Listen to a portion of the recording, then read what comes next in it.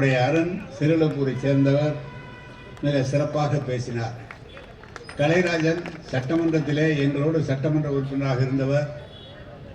அவர் சட்டமன்றத்திலும் அருமையாக பேசினார். பழைய செய்திகளை அவர் நல்ல நூல்களை எழுதக்கூடிய ஆற்றலாளர், பேசக்கூடிய ஆற்றலாளர். இன்றைக்கு நம்ம ஊருக்கு வந்து இந்த இந்திய எதிர்ப்பு கூட்டத்தில் அவர் பேசியதற்கு என்னுடைய மனமார்ந்த மகிழ்ச்சியையும் நன்றியை நான் தெரிவித்துக் கொள்கிறேன். இங்கே இந்த வீர வணக்க நாள் பொதுக்கூட்டம் ஏன் நாம் தொடர்ந்து கொண்டாடுகிறோம் என்று சொன்னால், நினைவுபடுத்தி அதை நாம் விட்டுவிடாமல் இருப்பதற்கு இந்த மொழிக்காக பாடுபட்டவர்களை, மொழிக்காக அவருடைய வாழ்வை நாம் இன்றைக்கு இருக்கிற இளைஞர்களும் தெரிந்து கொள்ள வேண்டும் என்பதற்கு தொடர்ந்து திராவிட முன்னேற்ற கழகம் இந்த பணியை செய்து கொண்டிருக்கிறது. நேற்று முன்தினம் என்னிடம் ஒருவர் பேசினார். ராஜஸ்தானிலே பெரிய மாநிலம் ராஜஸ்தான், நம்மை போலவே ஓரளவுக்கு பெரிய மாநிலம். 80% ராஜதானி அவர்களுடைய மொழியை பேசிக் கொண்டிருந்தார்கள். ஆனால் இன்றைக்கு எப்படி இருக்கிறது என்று சொன்னால், ராஜஸ்தானில் 20% மக்கள் மட்டுமே சொந்த மொழியை பேசுகிறார்கள், 80% மக்கள் இந்தி பேசுகிறார்கள். எனவே படிப்படியாக அவர்கள் காலை நுழைக்கிறார்கள். எந்த மாவட்ட, ஆந்திராவும் சரி, தெலுங்கானாவும் சரி, கேரளாவிலும் சரி, மற்ற இடங்களிலே தொடர்ந்து அவர்கள் இந்த பேச்சு மொழியை கொண்டு வந்து விட்டார்கள். நாம் ஒருவர் தான் அதை எதிர்த்து நிற்கிறோம். அதுவும் நம்முடைய முதல்வர் தளபதி அவர்களும், இளைஞரணி செயலாளர் உதயநிதி அவர்களும் இந்த கொள்கையை கொஞ்சம் கூட விட்டு கொடுக்காமல் தொடர்ந்து அதை பாடுபட்டு நிறுத்தி காத்து கொண்டிருக்கிறார்கள். நான் இங்கே ஒரு நடிகர் புதிதாக கட்சி ஆரம்பித்திருக்கிறார். அவர் இன்றைக்கு அவருடைய பொதுக்குழுவில் அவருடைய செயல்வர்கள் கூட்டத்தில் பேசுகிற போது சொல்லியிருக்கிறார், நானா பயப்படுவேன், அழுத்தத்திற்கெல்லாம் ஒரு காலமும் பயப்பட மாட்டேன் என்றெல்லாம் வீரவசனம் பேசியிருக்கிறார். அவர் ஜெயலலிதாவுடன் எப்படி கை கட்டி நின்றார் என்பதை இந்த நாட்டு மக்கள் நன்றாக அறிவார்கள். ஒரு படம், சினிமா படம், அதை வெளியிடுவதற்கு முடியாமல் போனதற்காக தந்தையும் அவரும் கைகட்டி நின்று முதலமைச்சரை நான் என்றைக்கும் உங்களுக்கு எதிரி இல்லை என்றெல்லாம் சொல்லி அழுத்தத்திற்கு பயந்து அவர் கைகட்டி நின்றவர் தான் இன்றைக்கு வீரவசனம் பேசுகிறார். அதே போல எடப்பாடி முன்னாள் முதலமைச்சர் அவர்கள் பாரத பிரதமர் அவர்களை அழைத்து வந்து அவர் என்டிஏ கூட்டணி என்று சொன்னாரே தவிர பிஜேபி அதிமுக கூட்டணி என்று ஒரு தடவை கூட மேடையிலே சொல்லவில்லை. அப்படி இருக்கிற போது நாங்கள் தனியாக 4 தான் முதலமைச்சர் என்று சொல்கிறார். அதை அவர்கள் ஏற்றுக்கொண்டார்களா இல்லை என்று தெரியவில்லை. ஆனால் ஒரு பொருந்தா கூட்டணி அமைத்து நாங்கள் அதிமுகவை வீட்டுக்கு அனுப்புவோம், பாய் பாய் ஸ்டாலின் என்றெல்லாம் சொல்கிறார்கள். பாய் பாய் இல்லை தம்பி, வெல்கம் ஸ்டாலின் என்று இந்த தமிழக மக்கள் அழைக்கிறார்கள். நீங்கள் வந்து எடப்பாடியாரே நீங்கள் பார்க்க தான் போகிறீர்கள்.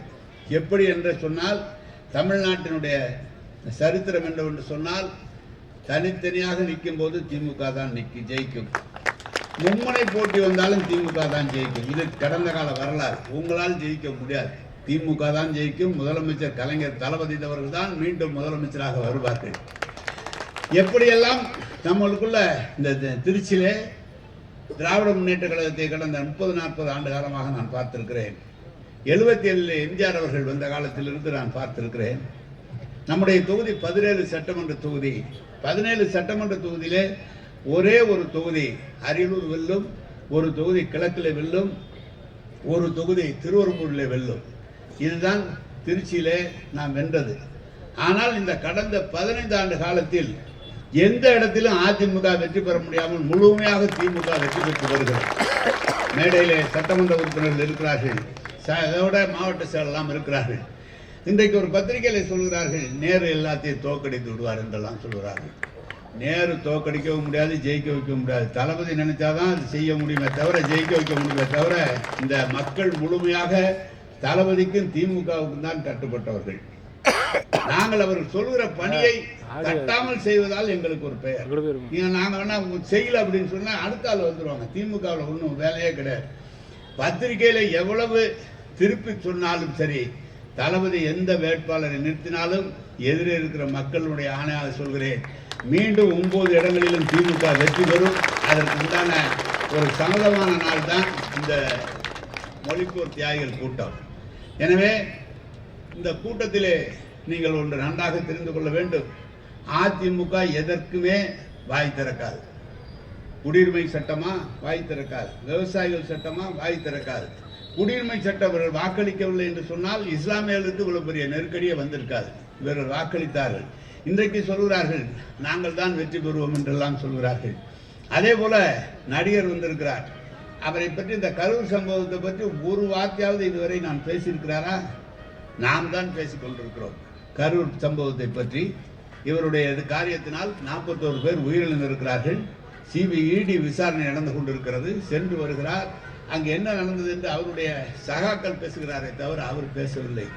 இன்றைக்கு திமுகவில் இருக்கிற பேரெல்லாம் வழக்குகள் இடி விசாரணை எல்லாம் தொடர்ந்து வந்தாலும் கூட தளபதி அவர்கள் ஆணையிடுவார்கள். ஆனால் அந்த பணியை செய்து முடிக்கிற ஆளாக தான் நாம் இருப்போம், இருக்க வேண்டும் என்பதை இந்த நேரத்திலே தெரிவித்துக் கொள்கிறேன். எனவே திருச்சியிலே அவர்கள் சொல்வது நாங்கள் வெற்றி பெற்று விடுவோம், 2 இடங்களில் 3 இடங்களில் தான் திமுக வரும், பாக்கி எல்லாம் வராது. நீங்கள் கனவு காணாதீர்கள். திருச்சி மட்டுமல்ல, டெல்டா மாவட்டம் 41 தொகுதிகள், 41 தொகுதியிலே கடந்த முறை நாங்கள் சொன்னோம், 41 நாங்கள் செய்த தவறால் வேட்பாளர்கள் அல்லது சரியாக வாக்கு கேட்காத காரணத்தால் 1-2 தவறுமே தவிர அனைத்து இடங்களிலும் திமுக தான் வெற்றி பெறும் என்று கடந்த தேர்தலில் சொன்னோம். இன்றைக்கும் சொல்கிறோம், அது அதே 41 தொகுதியிலும் நிச்சயமாக திமுக தளபதியினுடைய தலைமையில் வெற்றி பெறும். அதற்கான மாநாடு தான் நாளை நம்முடைய வெல்லம் பெண்கள் மாநாடு என்று தஞ்சையிலே செங்கிப்பட்டியிலே நடைபெறுகிறது.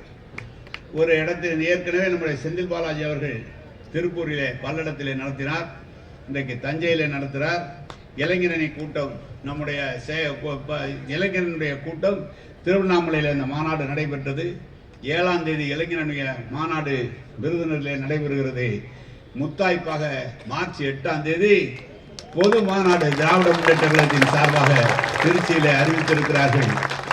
அதே இடத்திலே மாநாடும் நடைபெறும். அனைத்து மக்களும் அதை வரவேற்பார்கள். அந்த மக்கள் தான் மீண்டும் தளபதி அவர்களை முதலமைச்சராக ஆக்குவார்கள் என்பதை சொல்லி இந்த மொழிப்போர் தியாகிகளுடைய கூட்டத்திலே நான் தெரிவித்துக் கொள்கிறேன். எனவேதான் யாரும் யாரையும் தாழ்த்தி விடவும் முடியாது, யாரும் யாரையும் அழிக்கவும் முடியாது. கழகம்தான் வெற்றி பெறும், தளபதி அவர்கள் தான் வெற்றி பெறுவார்கள் என்பதை சொல்லி இந்த இவ்வளவு நீண்ட நேரம் நான் திருச்சியில நான் பார்த்திருக்கிறேன். நான்லாம் வந்தவுடனே கூட்டத்தில் கலந்துக்குவாங்க, உடனே எந்திரிச்சு போயிடுவாங்க. ஆனால் இன்றைக்கு பார்த்தா கட்டாகட்டியா நிற்கிறீங்க.